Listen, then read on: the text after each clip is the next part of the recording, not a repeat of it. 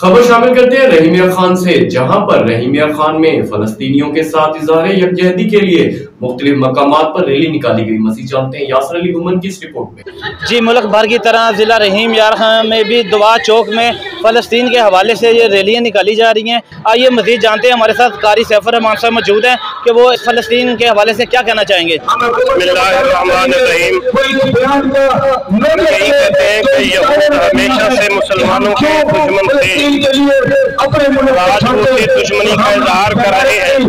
جس طرح یہود و نصارہ اپنے بات کے لیے جمع ہو گئے، عالم اسلام کو چاہیے کہ یہود و نصارہ کا راستہ روکیں اور ظلم بند کرائیں، اور وہ علاقے جو مسلمانوں کے تھے اور وہاں یہود ناجائز طور پر قابل ہیں، ان کو وہاں سے بے دخل کیا جائے۔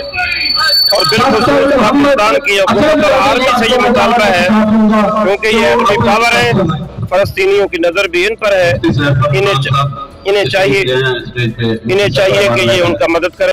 صلی علی رسول کریم، اما بعد۔ خون سے رنگین ہوں میں فلسطین ہوں، خون سے رنگین ہوں میں فلسطین ہوں۔ پورے عالم اسلام کے اندر اس وقت جو غم کا سما ہے، جو دلوں میں انتہائی دکھ کی کیفیت ہے، وہ صرف ایک ہی تقاضا کرتی ہے کہ اسلام اور اسلام کے چاہنے والوں کو ظلم کا شکار بنایا جا رہا ہے۔ جہاں بھی دیکھیں مسلمانوں کی تذلیل ہو رہی ہے۔